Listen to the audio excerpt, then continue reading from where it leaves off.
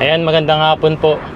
Kalalabas ko lang po ng trabaho, pero may dadaanan muna ako bago ko umuwi ng bahay. Pasensya na po kayo medyo napatagal yung ating pag-upload ng vlog. Nasa 5 o 6 days ata akong hindi nakapag-upload. Nagkasakit po kasi ako last week. Ubo at sipon. Nahirapan ako dahil non-stop minsan yung pag-ubo ko, lalo na kapag natutulog ako, nasa trabaho ako.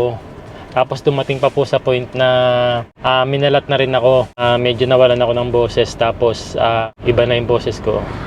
Pero naagapan naman agad. Yung buti na lang may extra pa akong gamot nung last time na inubo rin ako. Kaya ininom ko lang yun. Ayun, medyo nawala naman yung ubo ko ngayon. Nakakapagsalita na rin ng maayos. Sa tingin ko dahil to sa sa trabaho ko na lagi akong pawis. 'Di ba last time pinakita ko sa inyo yung trabaho ko? Grabe po, sobrang init po talaga doon, lalo na ngayon. Kakapwesto mo pa lang pagpapawisan ka na talaga.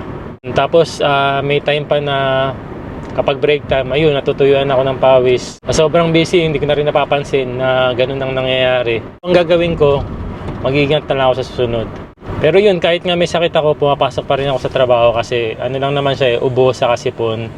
Kaya ko naman kumilos, kaya ko naman magtrabaho. Papunta ako ngayon ng Philippine restaurant, yung kinakainan namin Philippine restaurant dito sa Ota. Kasi umorder ako ng balot. Tabi tayo kasi kami ni Aya ng balot. O ayan, kahit si Yuna Chang saka si AG, gusto rin nilang kumain ng balot. Kaya umorder ako ng balot. Ayun, sakto meron silang stocks ngayon ng balot. Tapos mamaya kasi manonood kami ng Squid Game kasi parang available na ata yung Squid Game Season 3. Lagi namin inaabangan yan. Ayan, dito na ako sa Ota. Dito sa may Tropa Bar. Dito ko kukunin yung balot na in-order ko. Ayan Tropa Bar. Kung naghahanap kayo dito ng Philippine restaurant, ito, puntahan nyo lang to, Tropa Bar.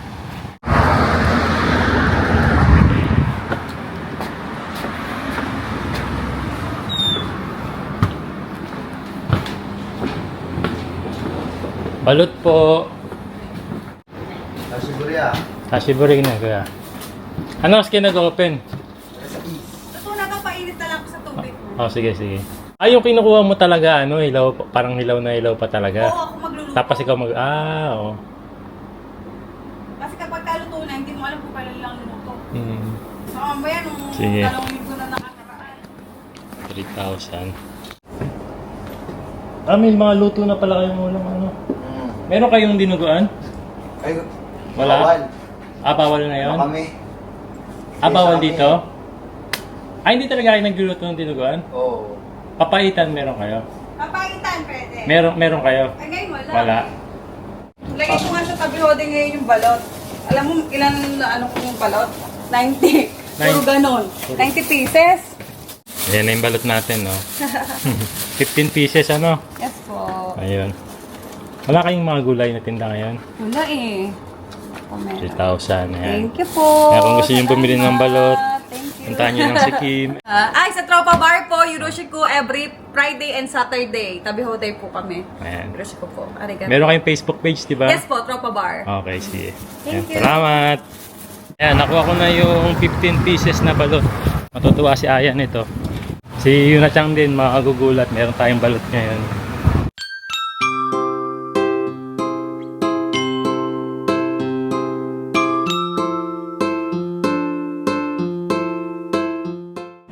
Kanina po habang naglalakad ako, lumindol po. Sobrang napapadalas na po yung lindol na naman dito kasi tag-init na naman Medyo sanay na rin naman po kami, kaya hindi na rin ganun katindi yung reaksyon namin kapag may lindol. Pero magugulat ka pa rin naman. Tapos syempre, lalo na yung mga bata. Pero syempre, kapag ang mga bata ang nakaka-experience, takot na takot sila. Kaya yung takot ng mga bata, yun yung nakakapagpaalala din sa amin.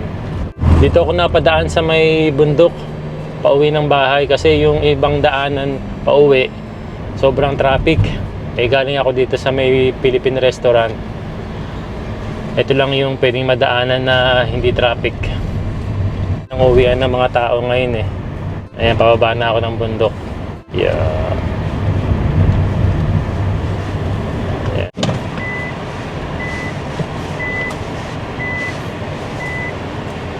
And dito na po pala ako sa apartment, sa bahay namin. Kanina kasi nakakwento ko yung about sa lindol, na lumindol kanina. Narinig nyo na rin po ba yung mga balibalita dito ngayon na sa July 5 daw, magkakaroon daw ng lindol o kaya tsunami. Meron po kasing parang lumalabas na fake news or chain messages na ganitong araw mangyayari sa papalapit na July 5 ngayon 2025. Kung totoo man, nakakatakot po talaga. Sabi naman ng JMA, yung Japan Meteorological Agency, ayan, sabi wag daw basta-basta maniniwala kasi hindi naman daw agad-agad mape-predict yung eksaktong araw ng lindol sa kanang tsunami. Nauso tong balita kasi na to, yung July 5 earthquake tsunami prediction. Kasi nga dahil daw doon kay, anong pangalan nito? Ryo Tatsuki. Nabalita to kasi parang nakilala ata si Ryo Tatsuki. Kasi nung nakaraan daw kasi nakachamba ata to si Ryo Tatsuki ng isang sakuna na predict daw niya na may mangyayari ngang earthquake sa tsunami nung 2011. Nangyari nga yun. Kaya iniisip tuloy ng karamihan na itong prediction uli ni Ryo Tatsuki ngayong July 5, 2025, mangyayari na naman. Yun nga, sabi nga ng JMA, wala namang exact date talaga yung mga prediction posibleng mangyari about sa tsunami saka sa earthquake. Kaya, yun nga. Pero kung isipin niyo po, no, nakakatakot. Kaya sabi ko nga kay Aya, ayokong tumira pag malapit sa dagat. Sa mga hindi nakakilala kay Ryo Tatsuki, si Ryo Tatsuki kasi isa Japanese manga artist po na nagsusulat ng mga manga. Ano ba yung sinulat niya na yun? Tashiga Mitamirai. Ayan. Ang ibig po sabihin nun is The Future I Saw. Isa yan sa mga sinama niya daw dun sa manga na mangyayari katulad nung 2011 tsunami earthquake na nangyari nga talaga. Kaya marami tuloy naniniwala sa kanya ngayon. Tapos pati na rin yung sa Kobe earthquake. Ayan. Sinabi rin ito ni Ryo Tatsuki na napaginipan daw niya ito, mangyayari ngang malaking lindol. Nagulat sila na nangyari nga talaga yung Kobe earthquake. Tapos pati na rin po ito, nagulat din ako dito sa balita na to yung 9/11 terrorist attack sa US. Ayan. Alam nyo ba na si Ryo Tatsuki daw nagdrawing naman ng dalawang tower na umuusok. Parehas dun sa nangyari dun sa 9/11. Meron pang isa na sabi niya na paginipan din daw niya na merong mamamatay na kilalang babae o sa royal family, parang ganun. After nun, nangyari naman yung pagkamatay ni Princess Diana. Pero sa tingin niyo po ba ngayon kailangan maniwala din kay Ryo Tatsuki? Ako sa tingin ko pwede ring hindi. Pwede ka namang maniwala pero wag ka rin namang masyadong magpapapekto. Ang pinakamagandang gawin lang namin talaga rito is mag-ready, no? Mag-ingat na lang po tayo siguro. Wag na lang muna tayong lumabas ng mga bahay pagdating ng mga ganong araw para sigurado rin, no? Wala namang mawawala kung nasa bahay lang muna tayo Daday ma. Okay. Sipag naman yan, nagliligpit. Ay, tapos na? Ingat. Ayan, sunduin na ni Aya si Yunachang sa swimming class. Init pala yun. Hindi naman nila test ngayon no? No. Hindi. Bye. Ingat ha.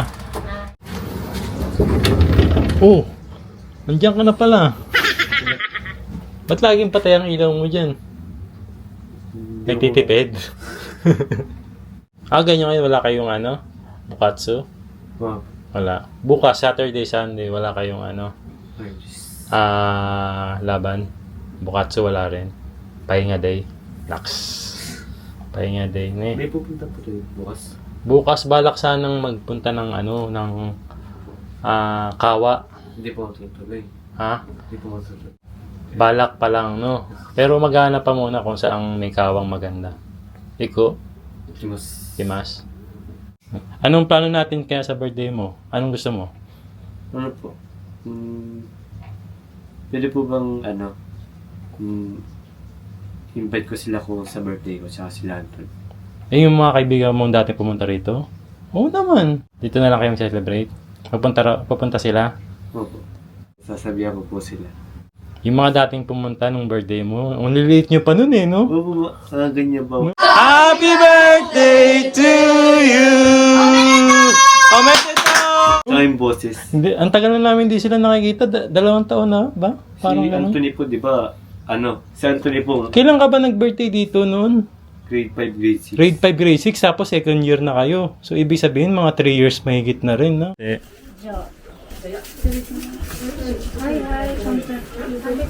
Hindi mga naglakihan na rin sila Kuong saka si Anthony. Opo, yung, di ba po yung grade 6 po ako. Oh.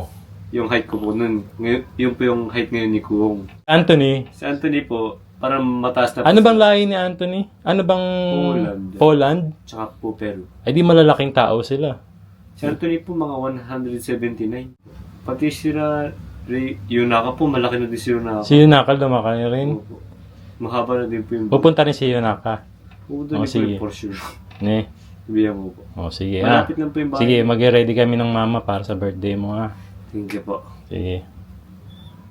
Okairi. Tadayma, okay. So desu ka? Sini. Fun? Happy? Yes. Enjoy? Enjoy. あれ、学校でプール入ったけど、あんたも入ったんだけど、あれ、でも楽しかった。楽しかった。スイミングが好きだからね、ゆなちゃん。スイミング好きだから。そう。 Ski mo rin daw yung ulam ngayon? 死にが。 Sinigang. 好きだよ。 Kaya nagluto si Mama Aya kasi ng pork sinigang. Ang favorite ni Yuna-chan. Yeah. Magpahinga ka muna dyan ha. Okay. May surprise ako sa'yo mamaya. bear でしょ。Ha? bear? Bear? Mada. Hmm. なんで Ne. ねえ、何それ何持ってるの Pikit ka muna. Harap ka rito. え Yes. Pikit ka muna habang nakaharap. 1, 2. Hawakan mo muna kung ano. Hawakan muna. Hawakan mo muna kung ano yan. Ano ba to? O, ilabas mo. Maglabas ka. 卵卵みたいな感じの。卵じゃん。O, buksan mo yung mata mo. あ、何これ Tama. こう。どうしたの Yan, surprise. Bakit favorite mo yan? Tamago, フィリピンの omurice, mga ganun. Ano ba yung tamago na nilalagyan ng suka? フィリピンでさ、あれ、なんだっけなんて言うんだっけ、名前。 Ba? Ba? Banana. Banana dyan. バーボーイ。 Baboy dyan. Ano yung itlog na nilalagyan ng suka? Tapos, hinihigop yung sabaw? ねえ、わかるんだけど、名前忘れちゃった。なんだっけ Lot! バナナ食べたい食べたい。 Mamaya pa yan, siyempre.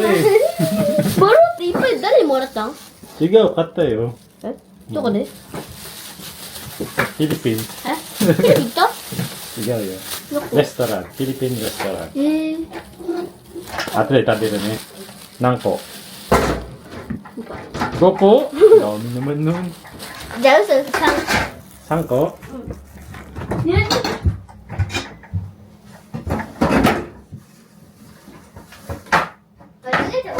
思っちゃった。 Kakain ka na, yun na. うん、食べたい。 Sinigang.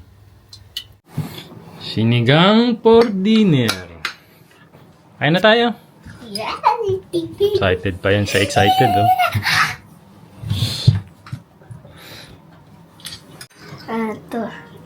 なんだっけあれ、英語で。 Thank you for the food. じゃあ、フィリピン。 Kain po tayo. カイポタイヨ Thank you, Lord, sa pagkain. さ、さ、 Kain muna kami. Tadakimasu. パパ、柔らかい Thank you, 肉 Lord. 取って。 Ay, あれ、柔らかい肉。 yawarakay nani. 肉。 Wala naman ah. あるよ。 Ito? 他にあるでしょうんまだあるでしょこれも柔らかい。いや。 Kain niyo na siyang ng taba-taba. Hmm? Lipid-lipid. Taba? Ano? Ano? Pork ribs? Spirit. Say ribs. Ah, yummy! Pero AJ, mamaya na raw siya kakain at busog pa.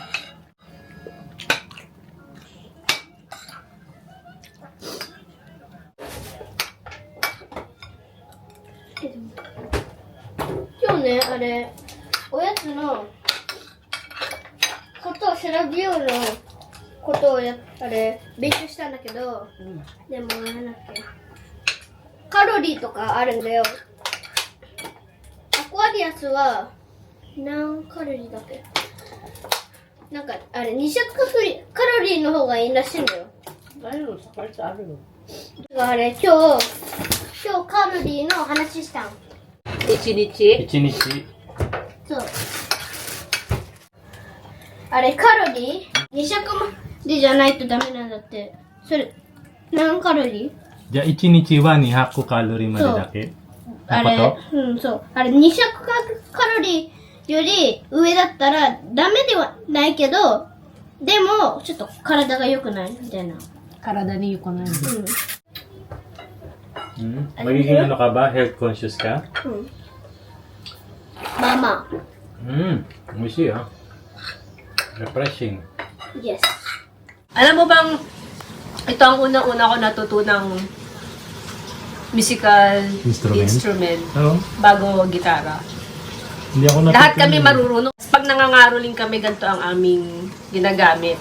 Malaki ang kitaan pag may flute. Oh, Amazing Grace.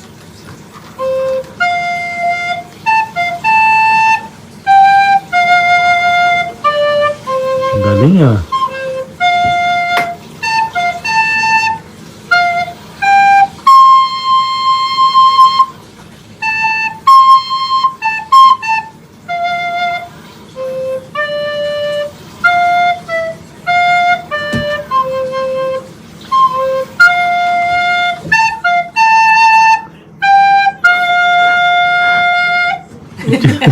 Amazing Grace. Na-amaze nga si Yuna Chang eh. Oh.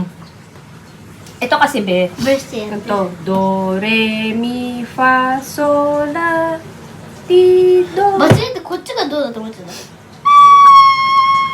見てるの？ Aiter, kuko aiter. Gambate. できない。Ito daw yung mga naririnig na music sa Matsuri. Okay, go! あれ？ちょっと待って。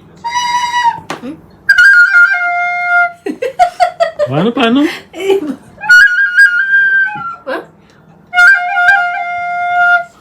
Habaan mo naman para may intro si Mama. Arigato, orange! ね。いただきます。うまそう。よし。Sarap.